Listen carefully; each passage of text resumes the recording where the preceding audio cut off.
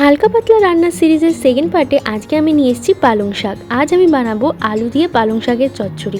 তো প্রথমেই গরম তেলের মধ্যে অল্প একটু গোটা জিরে, একটু রসুন কুচি, একটু লঙ্কা কুচি, তারপরে পেঁয়াজ আর অল্প একটু টমেটো কুচি দিয়ে নাড়াচাড়া করে নিয়ে একে একে নুন, হলুদ গুঁড়ো, অল্প একটু জিরে গুঁড়ো, লঙ্কা গুঁড়ো দিয়ে নাড়াচাড়া করব। একটুখানি জল দেবো যাতে টমেটোটা ভালো করে স্ম্যাশ হয়ে যায়।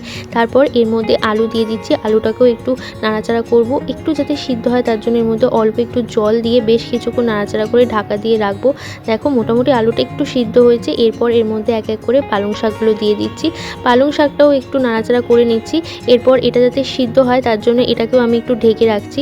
ঢেকে রাখার পর দেখতেই পাচ্ছ পালং শাকটাও নরম হয়ে গেছে আর আলুটাও বেশ নরম নরম হয়ে এসছে। এরপর এর মধ্যে অল্প একটু চিনি দিয়ে নাড়াচাড়া করলেই খুব টেস্টি এবং খুব চটজলদি তৈরি হয়ে গেল আলু পালং শাকের চচ্চড়ি। তোমরা অবশ্যই বাড়িতে ট্রাই করো, এই গরমে এটা দারুণ খেতে লাগে।